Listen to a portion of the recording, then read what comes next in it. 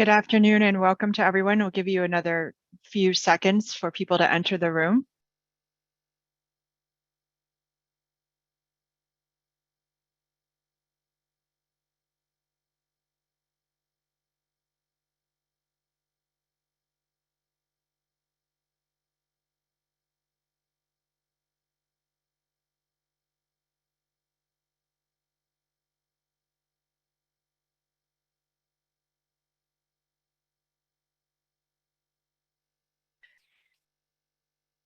Hello, my name is Audrey Wenning. I am the Director of Transportation for the Metropolitan Planning Council. MPC is an independent nonprofit planning and policy organization that works to advance the sustainability, equity, and prosperity of the greater Chicago region. And we're so thrilled to have all of you joining today. To make sure we can all engage easily, I want to go over a few housekeeping points briefly. We've enabled the chat and the Q&A functions here on Zoom. You can find them both in the bottom portion of the screen. We ask that you use the chat box throughout the session to share your thoughts with us or to get my attention about something. And if you have questions that you want to ask the panelists, please use the Q&A function to post any questions so that we can easily access them. This event also features live closed captioning, so please click closed captions here in your menu in Zoom to turn those captions on and off. So here's what we can expect today. First, we're going to hear from Yochai Eisenberg, who's going to tell us about the importance of planning for people with disabilities and explain what transition plans are. Dr. Yochai Eisenberg is an assistant professor in the Department of Disability and Human Development at the University of Illinois at Chicago and an affiliated researcher at the Great Lakes ADA Center. Dr. Eisenberg studies the ways in which neighborhood environments, policies, and systems impact community mobility, health behaviors, and health outcomes for people with disabilities, using a blend of big data analytics, policy evaluation, and community-engaged research. His research has contributed to better understanding implementation of ADA transition plans for the public rights of way in the US, rideshare use and satisfaction among people with disabilities, and accessibility of environments that support healthy and active living. Next, we're going to hear from Linda Mastandrea, who is the Director of Regional ADA Planning and Local Safety at the Chicago Metropolitan Agency for Planning. At CMAP, Linda leads a team dedicated to helping communities in Northeastern Illinois improve accessibility for people with disabilities and comply with the Americans with Disabilities Act. Previously, Linda was the director of the Office of Disability Integration and Coordination at the Federal Emergency Management Agency. Linda is a Paralympian and attorney and a subject matter expert on disability law. She has facilitated workshops and presentations for national and global audiences on ADA. She was named at one of Crain's Chicago's Business 40 Under 40 and received the International Olympic Committee's President's Disabled Athlete Award, among other honors. Then we are going to hear from Krishid Hoda, who is the Director of Engineering Programs and Services in Orland Park, who's going to tell us about the experience of developing his community's ADA transition plan. He's a civil engineer and has been working with the village for 5 years. He previously worked for various engineering consulting firms and provided transportation and utility infrastructure design services throughout the USA. All the projects included in this include ADA-related design elements. After their presentations, I'm going to ask panelists a few initial questions, and then I'm going to open up the floor for live questions from you in the audience. Please be sure to share the questions in the Q&A function throughout the presentation, and then we'll get to those at the end. Before we get started with our speakers, I wanted to take a moment to frame our conversation.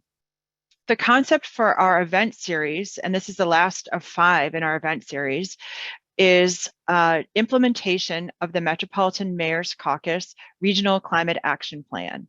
This plan gives specific recommendations for how communities can take action on a range of activities within their municipalities. Specifically, we are focused on how communities can benefit the climate by reducing the amount of driving needed through how they make community transportation investments. Specifically today, we are here to talk about the accessibility of our pedestrian networks so that people can choose to walk or roll to meet their daily needs and to access transit. Making communities ADA accessible not only benefits people with disabilities, but benefits all residents at every age and of every ability. We need to provide for universal mobility in our communities. We'd also like to thank our sponsor, Civil Tech. Civil Tech specializes in all things related to transportation, from planning through preliminary and final engineering to construction inspection services. Civil Tech has extensive knowledge on ADA design, stemming from City of Chicago program management experience, where they've been at the forefront of programming design and construction of ADA ramps for thousands of locations, and have also completed ADA inventories for suburban clients like the City of Joliet. So thank you for your sponsorship and helping to make this event happen. One final note before we get started, this event is being recorded. We will share a link to the recording and any relevant resources in a follow-up email. So keep an eye out for that. And now I will turn it over to Yochai Eisenberg from the ADA Great Lakes Center. Great, thank you, Audrey. I'm excited to be here to talk with everyone today. Just going to note some of our funding here in terms of the National Institute on Disability Independent and Living and Rehabilitation Research that funds some of the Great Lakes ADA Center's work.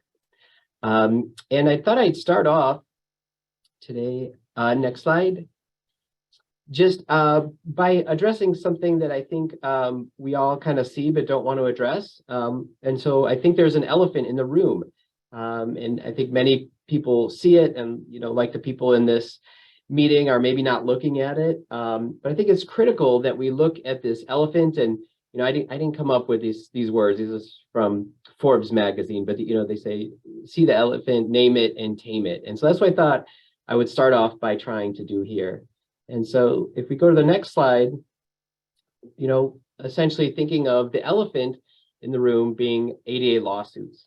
And ADA lawsuits are important to address and as a real elephant in the room, because they're the things, there's this conflictual piece to what we're talking about here, a very real piece that has to do with civil rights for people with disabilities, and that there's been many cases brought up and arguments that have been won related to people noting that they've been discriminated against in terms of the public right-of-way. And this map is we've been trying to chart out those lawsuits over the past 20 years. And I'm not going to read them all, but essentially what we see is lawsuits starting out in the West Coast, and more recently over the last 5 to 10 years, moving into the Midwest and East Coast as well. And so let's just kind of talk about this and frame it a little bit more by understanding that, pathways for walking and wheeling are important for people to get to the places they want to go and to be part of their community. However, pathways that are broken or not built in ways that are easy for people with disabilities to use make walking and wheeling more difficult. Next slide. I think it's important to recognize that the pedestrian infrastructure, the public rights-of-way, are more important for community mobility for people with disabilities than for people without. And this is because a higher percentage of people with disabilities use the pedestrian infrastructure through walking trips and through trips to transit. And this is based on data from the National Household Travel Survey. Additionally, a recent paper looked at walkability and found that walkability of neighborhoods had a higher impact on people with disabilities in terms of transit use than people without. So the pedestrian infrastructure is critical. Next slide. But the problem is that there's a lack of progress in barrier removal. It's not that nothing has happened in the last 30 years, it's that the progress to removing those barriers has been too slow.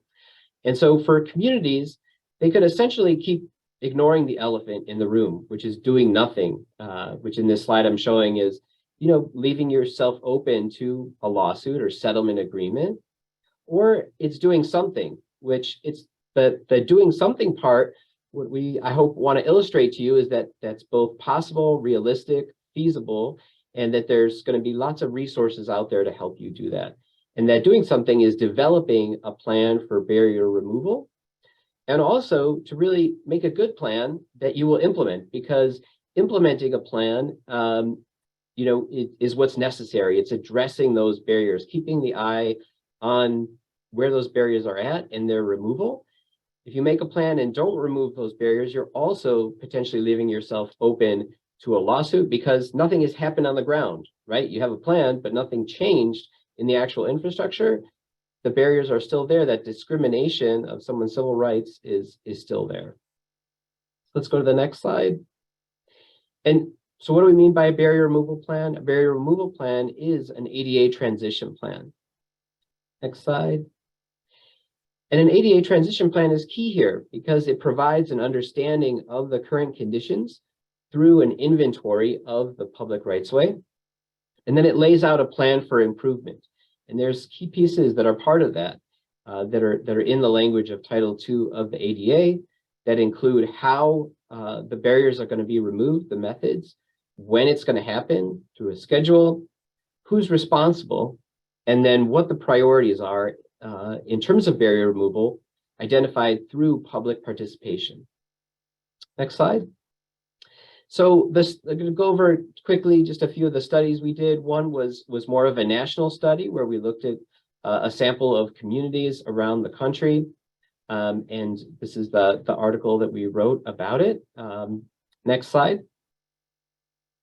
Through this article, we developed a tool, an audit tool, to be able to review ADA transition plans and be able to assess their quality, thinking that essentially that the quality is a key indicator of their impact, their ability to remove those barriers. So this is a tool that we published with that plan, and it's freely available. We can send it out to anyone who's interested. But we use this audit to review the plans and to score them, and then to come up with statistics about what we found. Next slide. So what did we find? We found that only 13% of communities in the US have a plan for pathways, and that the quality of those plans was not very strong. And that's because only 7 of the plans, the 54 plans we found, met all the minimum required criteria.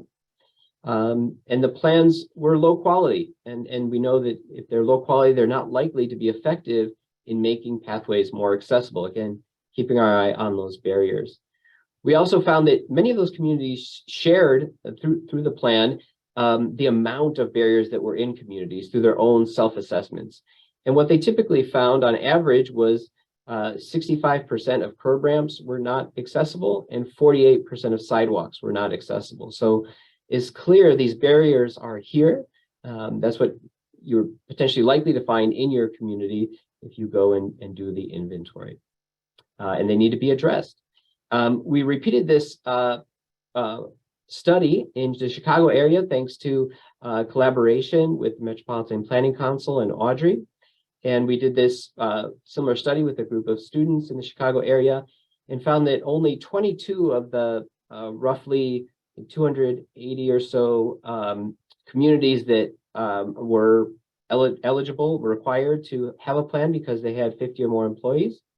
Only 22 of them had a plan. That's about 11% of communities in the Chicago region had a plan. And thanks to Hugo for putting the link to that, our report called Where the Sidewalk Ends into the chat there. And it shares more details on our findings and the plans that we found. Through that, we also found, kind of similar to our national study, many of them were low quality. They didn't meet some of these required elements, as well as some of our best practice elements, the elements that we think would really likely make a plan, have an impact, and be used. And then the next slide. So the takeaway here is that communities in the U.S. and in the region do not have strong plans for building accessible pathways for people with disabilities, and that meaningfully involving people with disabilities in making transition plans is one way that cities and counties can help to prioritize those important community locations that matter most. This is a requirement. The public participation is a requirement of plans, but it's one where that public participation has been really, pretty minimal. and that the communities that we've talked to that have done a nice job and we think are making an impact have that larger involvement. So local governments need to begin making or updating their plans with concrete details and timelines so that people with disabilities can get around in their community, access employment, participate more, etc. Additionally, I'll lay out this one resource, and I know CMAP has several others as well. We're trying to come up with resources to help communities. One is based on interviews we did with 14 communities that were recommended as high quality plans.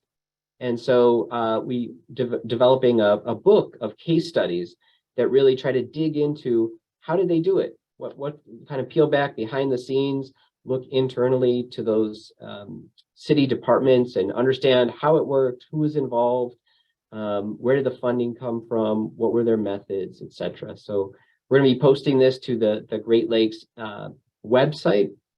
And if anyone's interested in taking an early look to provide some feedback, please let me know, because we want to make sure that this is a useful tool for communities. Next slide. And just leave you with one of the quotes that we obtained from those interviews, which I think, kind of hits home on what's necessary. And it's really about organizational change, that it's not just a block on a checklist, right? That's not what the intent of the ADA is, in my opinion. It's a complete philosophy change in the way that we look at and treat other people. It's a sense of awareness that someone who might have a disability has the same rights and accessibility to everything that we provide as a city. And it's amazing how a 30-year-old law requires so much handholding and educating, but yeah, that is consistently being reinforced. So some words of wisdom from one of the ADA coordinators that we interviewed as part of that process. Next slide. And here's my contact information, as well as a link to our website. Thank you. Great. Thank you so much, Yohai. And it's been a great partnership, MPC working with the Great Lakes ADA Center, developing this report and thinking about how we can implement this better in the region. And that's why we're so happy to have Linda here with us today from CMAP, who's going to tell us about some new resources to help communities accelerate their implementation of their ADA transition plan. So welcome, Linda.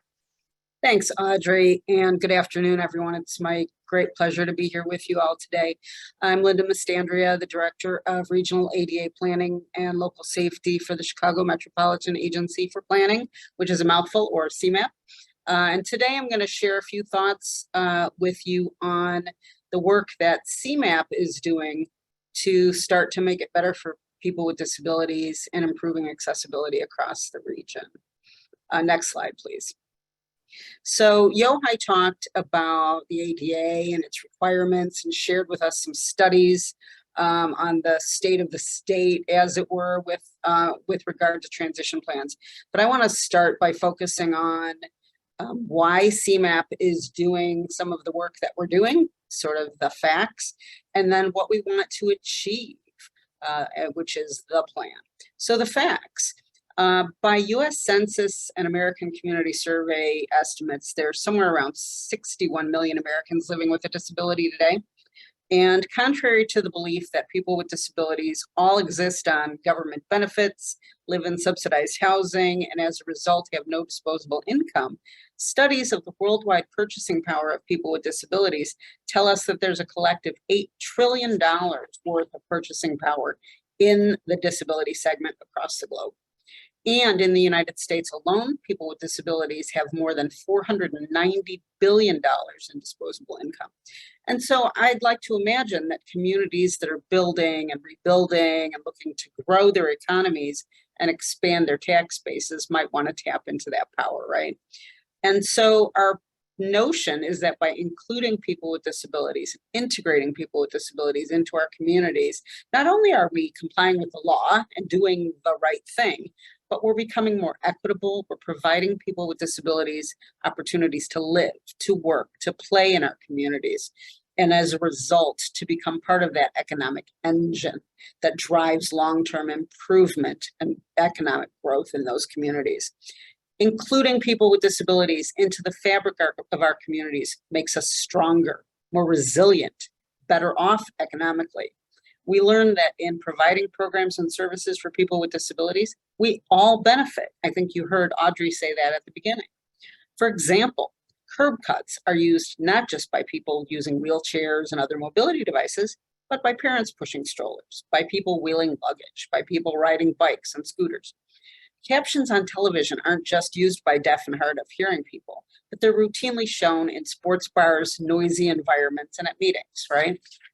So let's switch gears for a few minutes now and talk about what CMAP is doing in recognition of these facts and in recognition of what Great Lakes is doing and MPC is doing and what we can all do together to not only improve compliance with the ADA, but to better integrate and to include people with disabilities into our communities and to improve our economies as a result.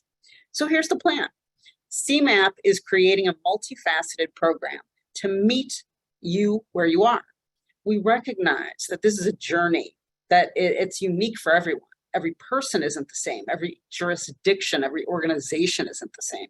So we can't create a one-size-fits-all program and expect that to work for everyone. So what are we doing? We're starting with providing education and training for municipalities, for advocates, for allies. This training is going to offer an overview of the ADA Title II requirements. It will describe the roles and responsibilities of the ADA coordinator and discuss self-evaluations and transition plans. And you'll learn not only the legal and philosophical underpinnings behind the requirements, but you'll come away with practical, implementable tools and advice to start increasing your community's accessibility. And this is what Yochai touched on, right? You can have a plan on paper, but if it's sitting on the desk, it's not doing anybody any good. It has to be implemented to be meaningful. And so that's really what we're going to touch on. And so we'll be engaging also in outreach to and with municipalities, disability stakeholder organizations, allies, others, not only to talk about the ADA requirements and to provide tools and resources on how to implement those requirements, but to serve as a convener, a connector. Let's face it, CMAP can help to get the ball rolling, but it's the people who live and work and play in the communities that are going to have to do the hard work, that day-to-day work of conducting the self-evaluations, of developing and implementing the transition plans, of monitoring progress over time and holding each other accountable. And we want to make sure that the officials responsible for this work are connected to and with people with disabilities and disability organizations. Can you pop back up? We're not here yet. And if they're going to work together to improve accessibility and integration of people with disabilities in their communities, first of all, they need to know each other, don't they?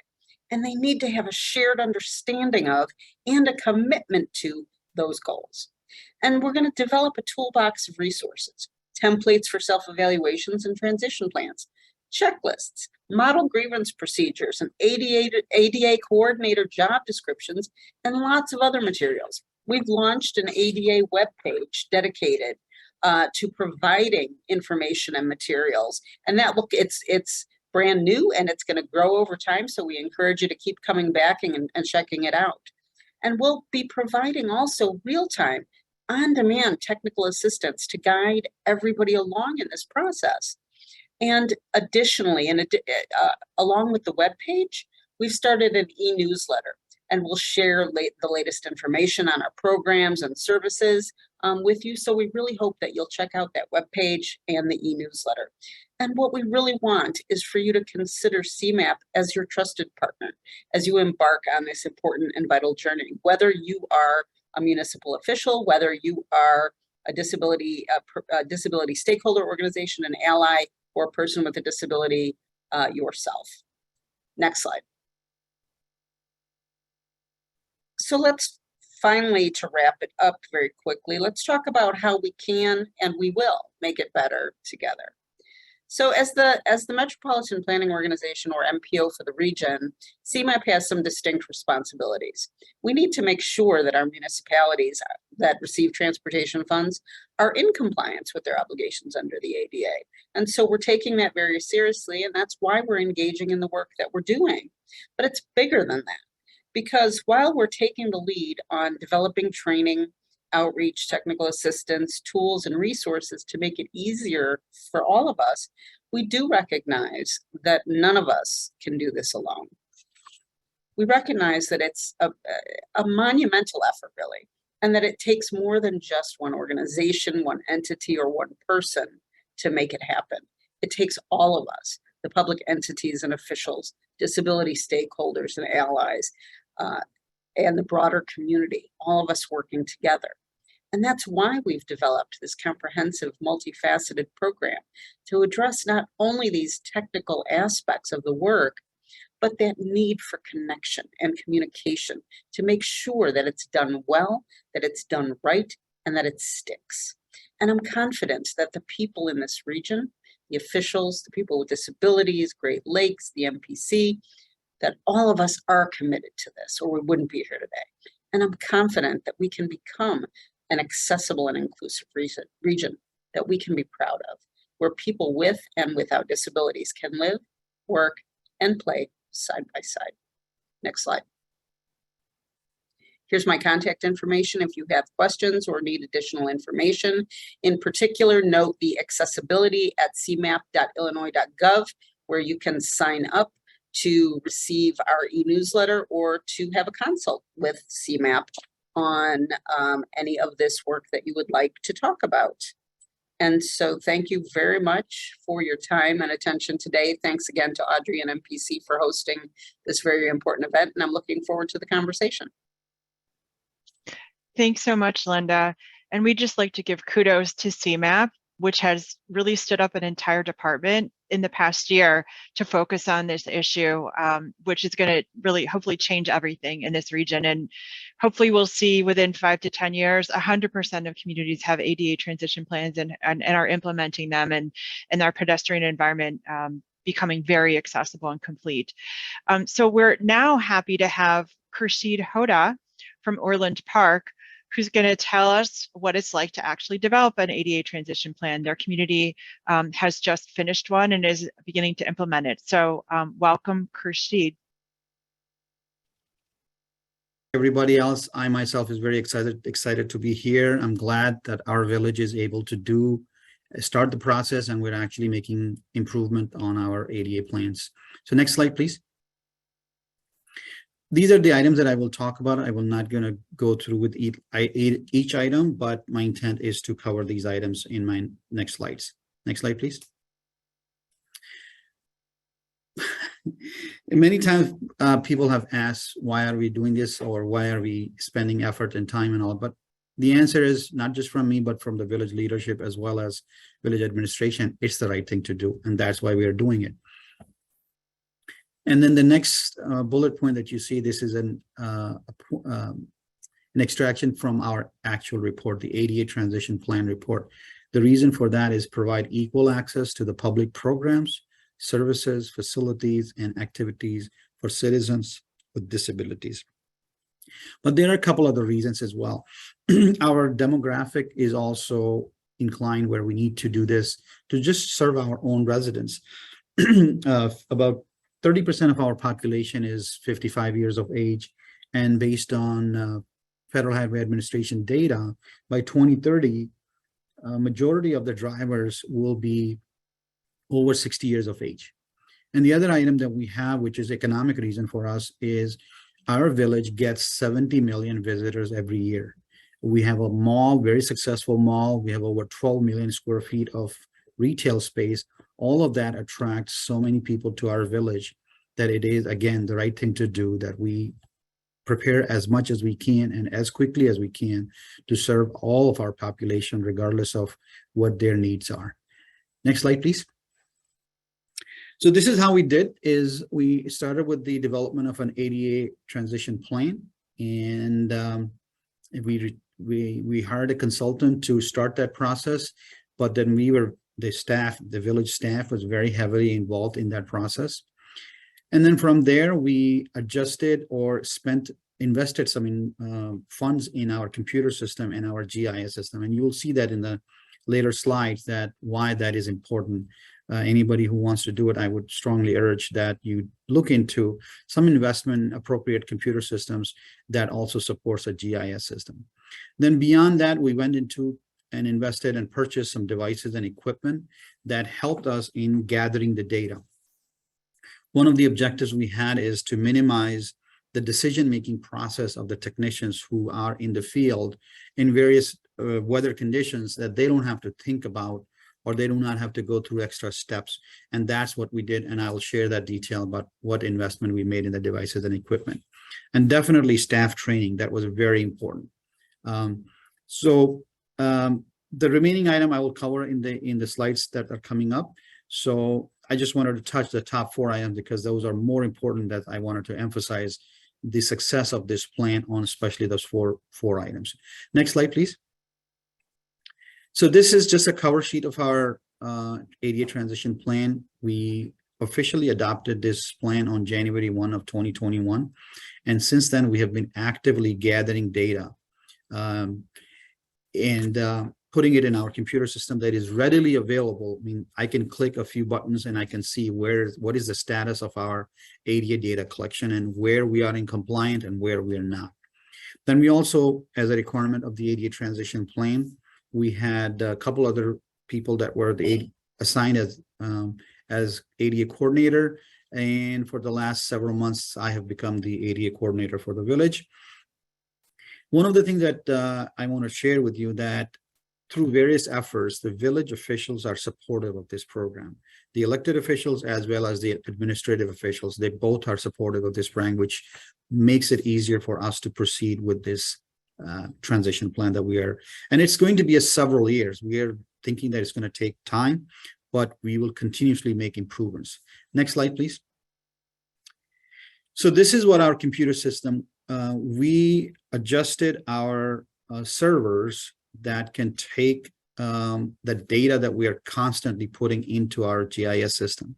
So we invested in our server, and then we also made a real life GIS data system that when the technicians are out in the field, it is real life data is coming into our computer system.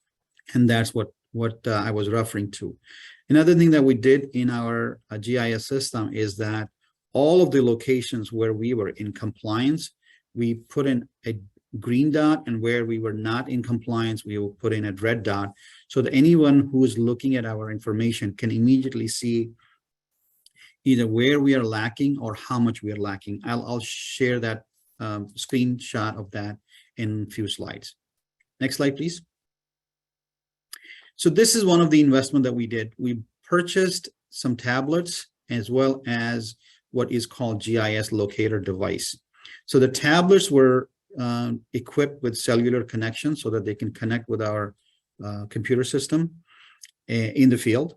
And then this Trimble R1, we chose that it's about 4 inches high, tall, and about 2.5 inches wide, very lightweight. You just press a button and then it automatically locates the location of where the device is, and then it transfers that into the tablet so that the technicians don't have to identify what location they are at. This cut down our amount of time that we needed in the field, but it also increased the accuracy. Then the other thing which we did is we prepare a questionnaire-based, of course, working with our consultants, questionnaire-based data collection process, where the technicians just have to answer yes, no, or put in some slopes, and then the system was going to define based on the parameters already established whether the site or a location is ADA compliant or not. So thus going back to the same process where we wanted to reduce the burden on our technician. Then we also invested some funds in the purchase of smart levels, which again, you just put that level on the sidewalk or wherever you are, and it will automatically tell you what is the slope at that location. So this was our investment, and it has been working so well. Just a couple things I said. First, we bought a regular smart level, but then we realized because of the amount of use that we were having, it has to be rugged, that can take some drop and abuse, not intentionally, but that's how the function or the technicians operate, that they, things will drop and they need to be able to handle that. Next slide, please. This was our staff training. We spent quite a bit of time in training our staff, and we spent in two different types. One is for the building data that is inside the facilities, and then the other one was the ramp data that is outside on the sidewalks or so. For both cases, we had a backup of staff that were trained so that we were not in a position that if someone leaves our organization or they have other reasons not to be at work, that we are not stuck with. So we always had at least two more people that were as backup for both types of data collection. And then we also made one more requirement that for the first several data collection points, those data collected by the technician must be verified by the trainers, so that we make sure that we are collecting the data in the right way and they're getting stored in the right way. Next slide, please. Here's what we have committed as a village. And for 2023, we have budgeted $80,000 to improve some of these locations where we're not compliant. And then we have requested $100,000 for the next 4 years. But again, these are separate dollars that we have set aside, but all of our projects, all of our capital improvement projects are required to be ADA compliant. So that is an investment that we do not identify. These are where isolated location that we need to go in and make improvements. Next slide, please. Here is a picture of our GIS data. You can see that we have collected quite a bit of the northeast and southwest quadrants of our village. We have covered that quite a bit. And then every red dot is a non-compliant location. Every green dot is a compliant location. Next slide, please. Here is just a little bit of zoom in information. As you can see, you may not be able to see this black window in the middle of the screen, but it shows where are you located, what is in compliance, what is not. Those are the answers to the questions that we'd ask. If you look at the bottom, those are the actual questions.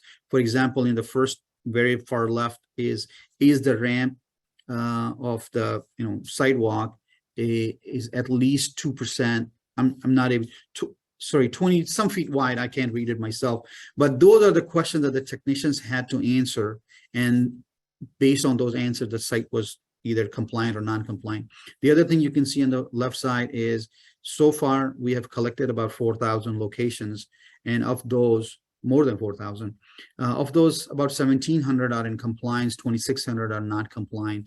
But again, this is going to go into our capital improvement project, where we're going to be picking up as any of our capital improvement project comes through. They're going to be addressing these challenges or making improvements to these sidewalks. There's two things I'm going to mention. That all of this information that I am sharing with, because that's what my department deals with, are outside the exterior sidewalk locations. Next slide, please. So this is just a quick data. About 49% of ramps are evaluated in the village. We have another 50% to go. And we're doing about 100 locations per week. That's how much data we are gathering every week. Next slide, please. That's my contact information. I will be very happy, in fact, very passionate if I can help out any other community with your process, with your work, and how you can be more effective and more successful in making these improvements. And that's all I have. Thanks so much, Khurshid. It's really impressive seeing what Orland Park is doing and how you're managing your data. And I hope that other communities see that it is doable, and it's really great to see how you're committing dollars to implementation in your budget, and that you have really made some progress. So now let's just do, I want to remind everybody that if in the audience, that if you do, we have been Oh, my video just went out. I'll work on that. We have been answering some questions in the Q&A, and so if you have questions, please continue to add them to the Q&A, and we'll continue to answer them either individually or live. We do have yeah, so let me just ask one or two other things, and then we'll ask any other questions that have come in through the Q&A. Yohai, or Linda, or even Khursheed, could you tell us what a community can gain from the process of doing an ADA transition plan, beyond, beyond the plan itself or beyond the technical analysis? So as I said, just, I'm going to go back to my sentence again. This is the right thing to do to begin with, but we have our own residents that we need to serve, and they demand it. And then going beyond that, it is an economic benefit for us that our facilities are ADA compliant, because then we have, I think somebody just mentioned that in the beginning, maybe it was Linda, that there is $8.1 billion or trillion dollars, whatever the number that you mentioned. There's a large dollar value out there that can be benefited if you have those facilities in compliance, so that our 100% of our population can come and enjoy those facilities. And in a joking way, I'm going to say, spend their money in my village. So those are all positives, definitely. And it's also, we don't go into that, but for politics reasons also, this is a good thing to do for the village. So Audrey, there's so many positives, I can't even go through the list. Yeah, and it looks, Linda, did you want to add something? Yeah, sure. I just want to, to add on to what Khursheed said. It is the right thing to do. It is the law. It is about compliance, but it is about the economic benefit, right? And that's what I try to encourage communities, is to move beyond thinking about it as, this sort of charitable thing to do. And that's nice if we can find the money to do it, right? It's really being forward thinking and thinking about all of the money we're bringing in to our communities, right? By opening our doors to people in that way. And I think that is the biggest benefit. And just really also having the benefit of including people with disabilities, integrating people with disabilities, so that they're not over there and outside and separate, but that everybody is really together, right? I think that is also a huge tangible benefit. Yeah, I echo what was just shared as well. I think those are very important positive benefits. And I guess, kind of relating it to the topic of climate, I think there's some really valuable aspects and positive benefits of, essentially we're talking about increasing the walkability and bikeability and community mobility in human and pedestrian mobility that benefits everybody, and that, those places have important climate-related outcomes that I think many communities can link together, right? I think, like Linda was saying, having the ADA as this separate thing is, not going to be as impactful, and it's not going to be as sustainable as integrating it with other plans, like pedestrian plans, comprehensive plans, transportation plans, and that could be a way to, kind of meet several of these goals together that you may already have. And Audrey, if I could add in one more point on this, I think another important consideration here is thinking about the population that's aging, right?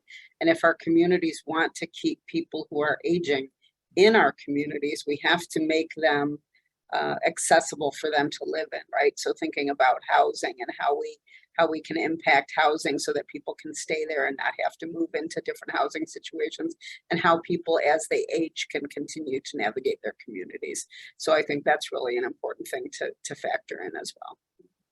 Thanks so much, Linda. And I think Khursheed, I know you guys did you crunched the numbers in your community, and that really helped make the case for prioritizing this in terms of, I think you told me that a third of your population is over 55 right now. That's true. and that by 2030, the majority of drivers will be over 60 and That's true. may be likely to start losing their licenses. So it's about making your community viable for the future. Absolutely. Audrey, that's one of the tools we used when we were educating or bringing this up to our decision makers at the elected official and village administration level, is that type of data we used in some of our presentations. And I mean, I think in general, I would say they were convinced to begin with, but it just helped when we provided more fact-based information that it helped them to make that decision even better. Great. That's a great point about, the getting your leadership on board, which is always part of what we do in transportation. And that's very necessary. There's a couple of just really specific questions that maybe we can tick through. There's a question about what is the deadline for dates to have the plan completed. Well, now it's been 32 years. So I don't know. How do you answer that question? And any of you, Linda or Yohai? Well, I'll just say as soon as possible. Yeah, definitely. The sooner the better. I think, being able to show that you've started, right? And I think that starting process is, can even start with just the internal communication, right? Like having a meeting, setting up a meeting. It doesn't mean that you're tomorrow going and collecting the data, but it's starting that process off so that you can show that you are making progress and moving towards the planning and the implementation of barrier removal. Right. And, Audrey, just quickly, if I could add one sentence, through this transition plan, there is a grievance procedure. I mean, which is on our website. In fact, somebody just shared it with the people could go and actually request a grievance and I received those and I have to go through those. So that's another reason that we need to have this and an avenue for people to be able to make a request for improvements. Yeah, I mean, by law, according to this law, every community is supposed to have a designated ADA coordinator and have public information about how to reach that person. But we found that that's not always the case. Just one other technical question for communities that are thinking about doing a plan. What is the approximate cost range of doing an ADA transition plan? Khurshid, can you provide some insight, or Linda? I know CMAP's been researching this a little bit too. So Audrey, I would say, depends on the size of your community and the level of effort that would be required. But in our case, it was about $50,000 to get the ADA transition plan. But then we had, I would say, another 10 grand or so that we invested in the actual equipment and some computer hardware and all of that. One more thing I'll share with the group is that the technician that does this, he's a full-time technician for us, and we have made it a priority for him to invest time, but we have not added another staff just to get that. So I think there's enough staff and there's enough gap in their workload that this work can be easily accommodated. So there's no additional cost for data gathering. Great, thank you. There's also a question about, I know that there's ADA accessibility requirements for buildings, and then there's ADA accessibility requirements for the public right of way, which is what we're talking about in transition plans. So I don't know if one of you could provide a little more clarity about what those plans are, and then are there requirements for private property, or is this only in the public right of way? So I'll just say, all of our projects, outside, exterior or interior, they are ADA compliant. There's no public or private. The challenge is when we go back and try to retrofit something, that's where the challenges are. But for our purposes, there's no difference. The ADA level of compliance, can somebody go above and beyond? Then that's their choice. But the compliance is a requirement. It's by law. Yeah, and I think, to add on, while we're very much, I think, focused on the public rights of way piece in our conversation today, for a municipality to have a complete transition plan, they do have to evaluate their physical facilities, buildings, as well as programs and services, in addition to the sidewalks, curbs, and all of those elements that we're talking about today, right? So, so that's a whole additional element to really full compliance. Right, and often those are contained in separate plans, I believe, right? Like the transition plan might be its own plan, and then the buildings and structures plan could be a separate plan. Yeah, so there's another question here about how can municipalities encourage private businesses or properties to consider ADA accommodations and requirements? I know Orland Park kind of does require that, right, with new developments. Maybe you can tell us a little bit more about that. It is, but I'm not sure that anybody can get away with it. Meaning point I'm saying is no building can be built, and I'm talking about new buildings, or if somebody going in for a retrofit, they have to be ADA compliant. So that's what my understanding is. That's how the ADA is. I know ADA is a guideline in that regard because Department of Justice enforces it. But at our place, in fact, we require them that the developer has to put that in writing that my building is ADA compliant. And we check that too as well.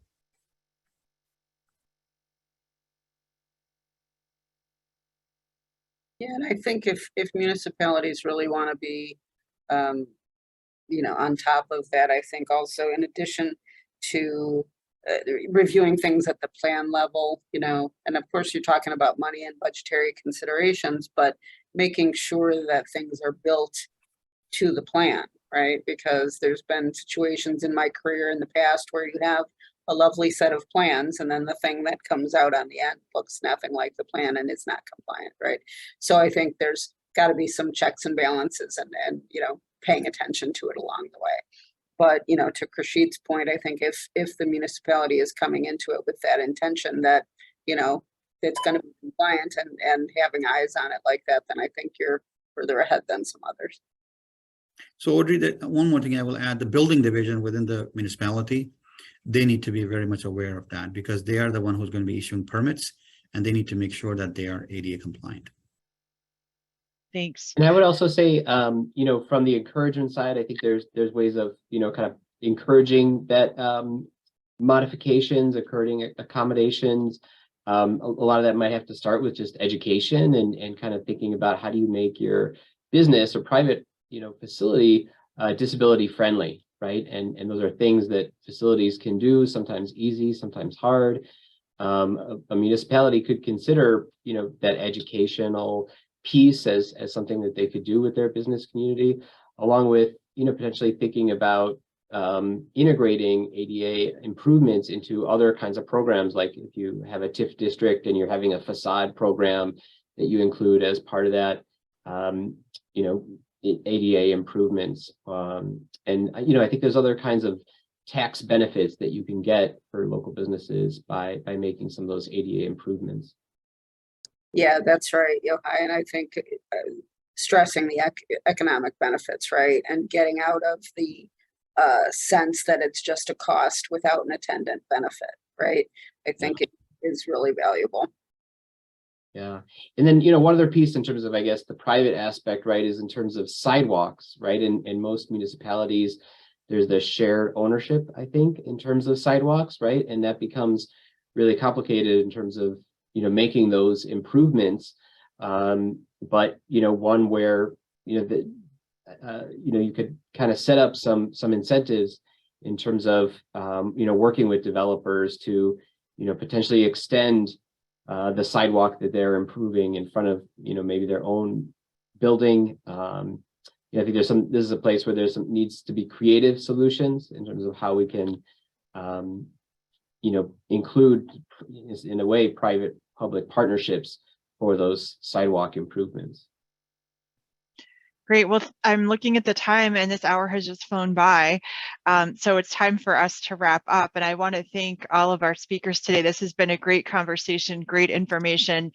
We're so excited to help get the word out about all the new resources that CMAP is going to be providing to the region. And we also want to thank Civil Tech for being our generous sponsor. I also want to mention that we have a couple more transportation events coming up in just the next couple of weeks here at MPC. And we are going to be sharing highlights of some walking tours featuring the assets of 3 diverse community neighborhoods. That's going to be held next week on October 18th. And then on October 26th, you're going to have a chance to hear about the transportation section of the We Will Chicago Citywide Plan. We're going to hear from CDOT Commissioner Giabiagi. And I'm really excited that we're going to hear from the chief architect in Barcelona, who is going to talk about the famous superblock strategy they're taking to make their city more walkable, safe, and livable. So please register for those. And then I want to remind you that the link to the recording to this webinar will be available and circulated in the upcoming days by email. And we'll also include some of the resources that have been shared by our speakers today. So thank you so much to everyone who joined us, and have a great rest of your day. Thank you very much. Thanks. Bye, everyone. Thanks.